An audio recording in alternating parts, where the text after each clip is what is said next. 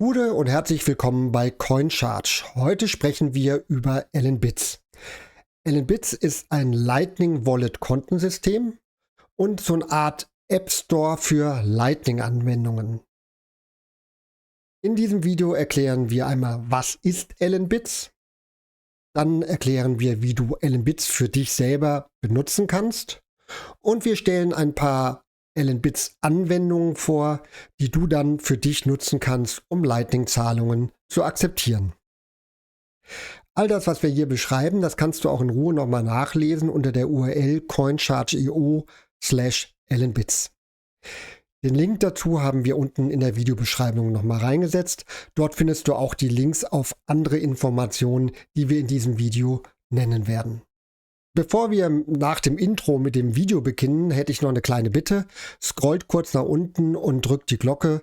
Damit signalisiert ihr YouTube, dass ihr dieses Video gut findet und der Algorithmus sorgt dafür, dass noch mehr YouTuber darauf aufmerksam werden, wie man Lightning-Zahlungen akzeptieren kann.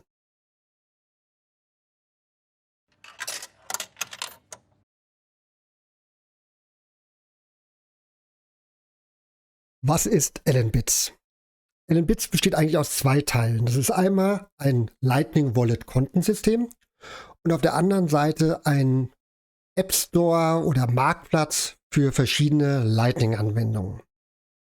Wir beginnen mit dem Lightning Wallet Kontensystem. Das Lightning Wallet Kontensystem ist in der Lage, eine unendliche Anzahl von Lightning Wallets zu generieren. Und das Besondere ist, du kannst diese Lightning Wallets für verschiedene Nutzer machen. Das heißt, man kann LNBits nutzen für sich selber und seine eigenen Anwendungen. Man kann es aber auch seinen Freunden und Bekannten zur Verfügung stellen, die dann, wenn du einen eigenen Lightning Node betreibst, mitbenutzen können. Man kann sich das vielleicht vorstellen wie bei WordPress. Bei WordPress hast du ja auch viele Plugins und Erweiterungen, die du aktivieren kannst, um damit die Funktionalität von WordPress zu erweitern. Und so funktioniert es auch hier. Hier gibt es zahlreiche Anwendungen, die werden wir gleich noch etwas genauer betrachten, die du anschalten kannst, um dann LNBits und das entsprechende Kontensystem mitnutzen zu können. Wie kannst du für deine Zwecke LNBits nutzen? Einmal stellt LNBits selber einen eigenen LNBits-Server zur Verfügung, den du mitbenutzen kannst. Wir werden gleich ein Beispiel machen und da werden wir diesen LNBits-Node verwenden und daran kannst du sehen, wie du das dann auch selber machen könntest. Wenn du vielleicht einen Lightning-Hardware-Node betreibst, zum Beispiel Raspberry Blitz, Citadel oder Umbrel, dann kannst du dort die Anwendung LNBits auch freischalten. Mit einem Klick kannst du LNBits dann auf deinem Hardware-Node betreiben. Du kannst aber auch LNBits auf einem eigenen Server betreiben. LNBits läuft getrennt von einem Lightning Node, also du kannst diese Anwendung auch separat betreiben. Wir haben das zum Beispiel bei uns so, dass wir einen eigenen Lightning Node betreiben und auf einem separaten Webserver läuft LNBits und auf einem anderen BTC Pay Server.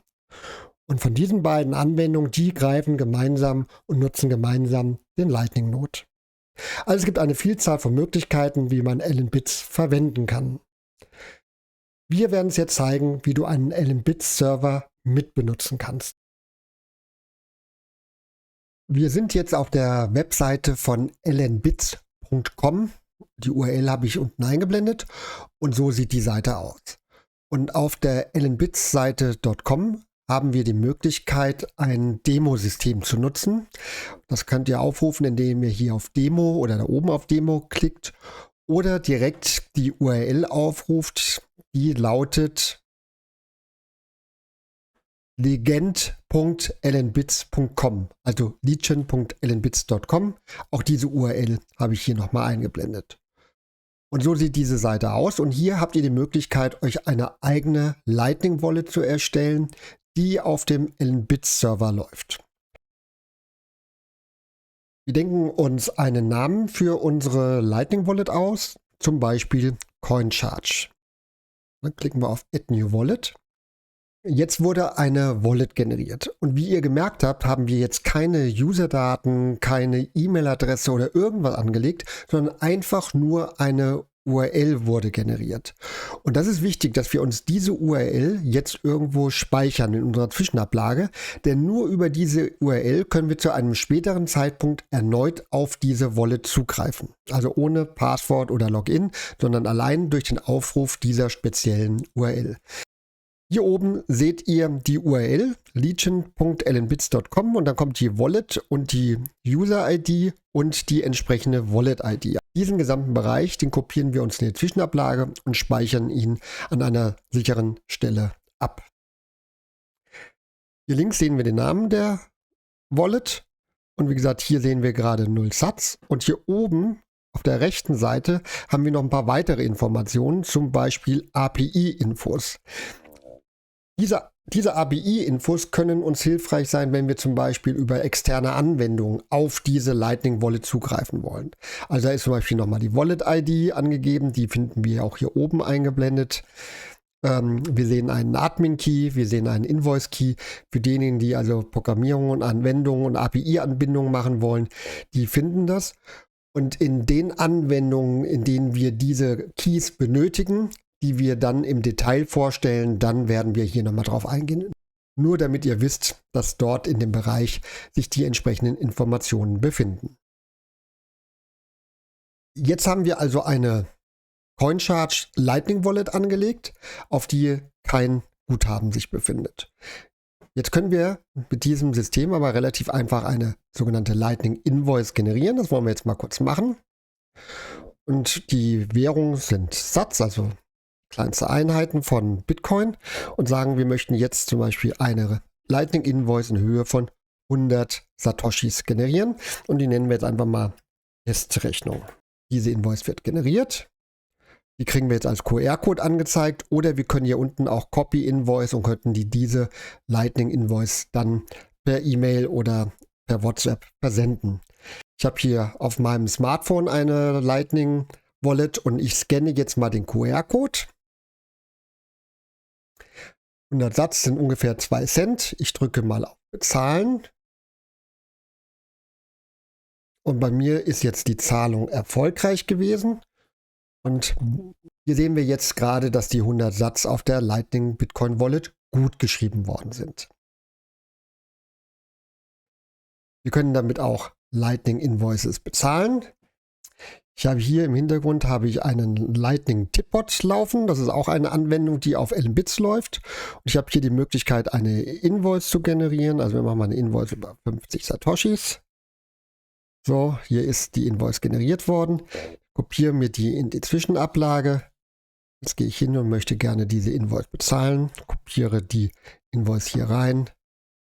Read, Send, Processing Payment. Und die Zahlung ist erfolgreich. Und hier unten steht, you received 50 Sats. Das ist also auf meinem Lightning Tipbot.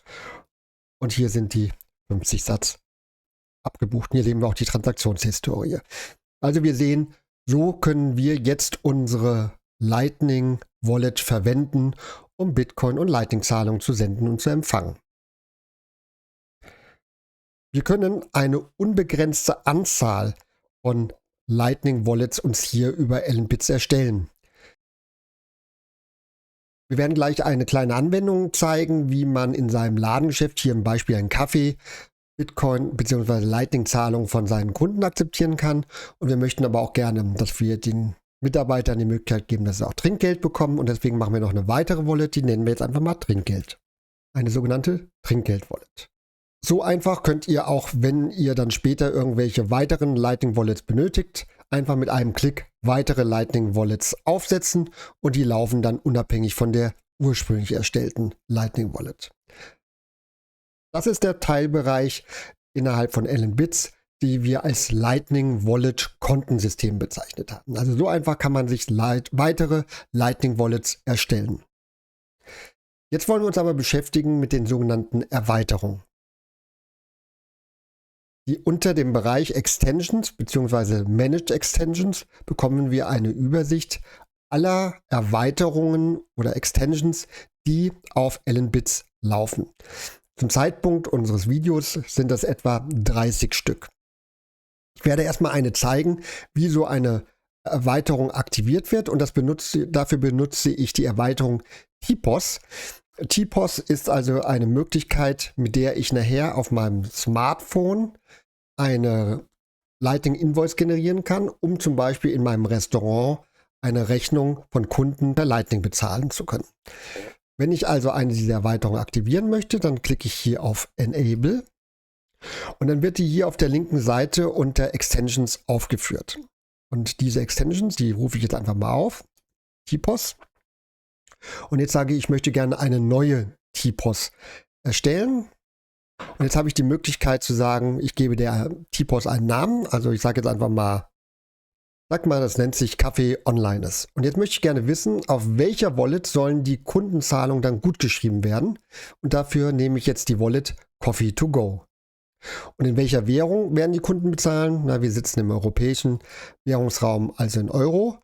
Und wo soll denn bitte Trinkgeld hingehen, wenn wir Trinkgeld akzeptieren wollen? Dafür nehmen wir jetzt unsere Trinkgeld-Wallet. Und jetzt haben wir die Möglichkeit, dass also auch noch prozentual zum Rechnungsbetrag entsprechend Trinkgeld vorgeschlagen werden können. Also zum Beispiel 5%, 10%, 15% und 20%. Und da gehe ich auf Create TPOS. Jetzt haben wir das erstellt. Und wenn ich jetzt hier draufklicke, dann sehe ich das TPOS. Das sieht jetzt noch ein bisschen komisch aus, weil das ist jetzt optimiert für eine Webseite.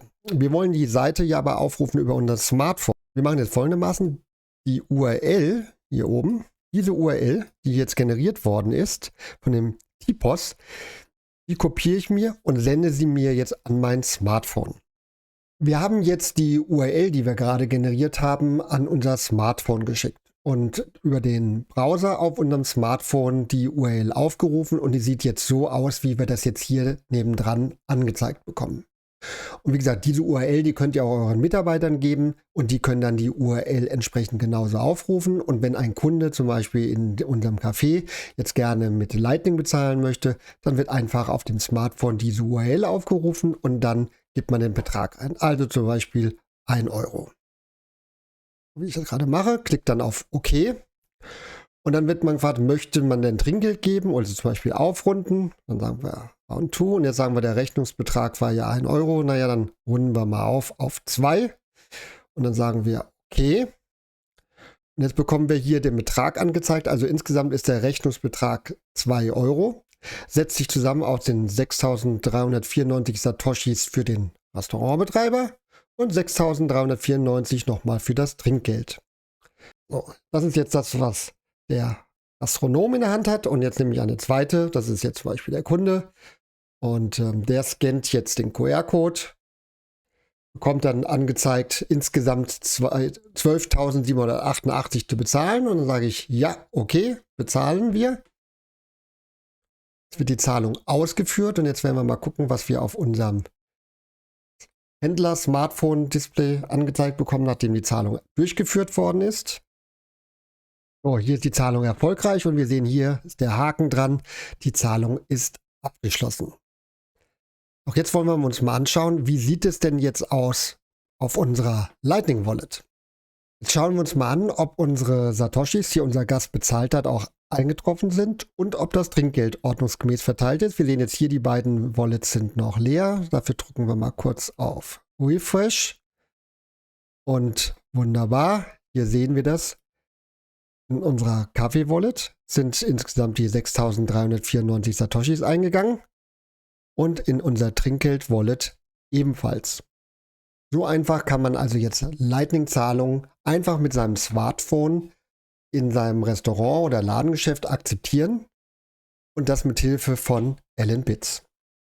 Doch wollen wir jetzt mal uns noch einen Blick werfen auf weitere Extensions. Das Grundprinzip zur Nutzung einer Erweiterung ist im Grunde genommen immer analog, wie wir das gerade bei TPOS gesehen haben. Wir aktivieren eine Erweiterung, die wird uns links dann unter Extensions angezeigt. Wir geben in der Regel der Erweiterung einen Namen, sagen, auf welcher Wallet dann die entsprechenden Gutschriften erfolgen sollen und können es dann wunschgemäß konfigurieren. Wir werden jetzt nicht alle diese Erweiterungen im Detail durchgehen. Wir werden kurz einen Überblick uns verschaffen über die Erweiterungen, die es hier aktuell gibt. Für manche Erweiterungen werden wir spezielle Videos machen, die wir dann ganz ausführlich erklären, wie du sie dann für deine Zwecke aktivieren und einrichten kannst. Hier zum Beispiel finden wir die Erweiterung Cashew. Das ist ein eCash-Mint-System. Damit kann man quasi für seine eigenen Freunde und Bekannte ein eigenes E-Wallet-System konfigurieren und aufsetzen. Dafür wird es in Kürze auch ein eigenes Video geben. Hier sehen wir zum Beispiel Events. Das ist dann, wenn du zum Beispiel eine eigene Veranstaltung planen würdest. Dann könntest du hingehen und könntest sagen, okay, ich gebe 100 Tickets für den Preis und den verschickst du dann die URL und dann kann man diese Tickets dann bestellen und die Einnahmen aus diesen Tickets werden dann automatisch auf deiner Wallet gut geschrieben. Invoices ist eine Anwendung, mit der könntest du zum Beispiel, wenn du einen Kunden hast, dem hast du bereits eine Rechnung geschrieben und diese Rechnung soll jetzt bitte auch in Lightning gezahlt werden, dann kannst du die Angaben aus dieser Rechnung übernehmen, kannst dann eine generierte Invoice erstellen, die du dann deinem Kunden schickst und in dem Augenblick, wo er bezahlt, wird dann entsprechend der Umrechnungskurs, Rechnungsbetrag zur Invoice generiert und auf deiner Lightning Wallet gut geschrieben. Sehr interessant ist zum Beispiel die Funktion LND Hub. Das ist eine Anwendung, die in Kombination mit einer Blue Wallet, dazu machen wir auch ein eigenes Video, dann kannst du die mit LND Hub in der Kombination dein Guthaben, was du auf deiner LNBits Lightning Wallet hast, dir in deiner Blue Wallet anzeigen lassen und darüber deine Zahlung durchführen. Also das ist zum Beispiel eine tolle Geschichte, wenn du auf deinem Smartphone, über dein Smartphone auf das Guthaben in deiner Lightning Wallet bei LNBits zugreifen willst und darüber Zahlung abwickelst. LNURL Device ist eine Anwendung, die wir benutzen können, zum Beispiel um Hardware-Geräten die Möglichkeit zu bieten, mit Lightning zu bezahlen. Ich habe hier zum Beispiel so ein Gerät, das ist ein sogenannter Candy Dispenser. Ich weiß nicht, ob man das sieht. Das ist also ein Candy Dispenser. Und wir haben für diesen Candy Dispenser einen QR-Code generiert. Ein statischer QR-Code. Wenn man diesen QR-Code scannt und bezahlt, dann, habt ihr jetzt gescannt, ich drücke auf Bezahlen und dann beginnt dieser Candy Dispenser entsprechend Süßigkeiten auszuwerfen. Dauert 5 Sekunden, das habe ich so eingestellt. Also auch hier externe Geräte, wie in dem Fall, kann man dann in Zusammenarbeit mit LNBits dann zum Beispiel Automaten verkaufen oder über den Automaten verkaufen.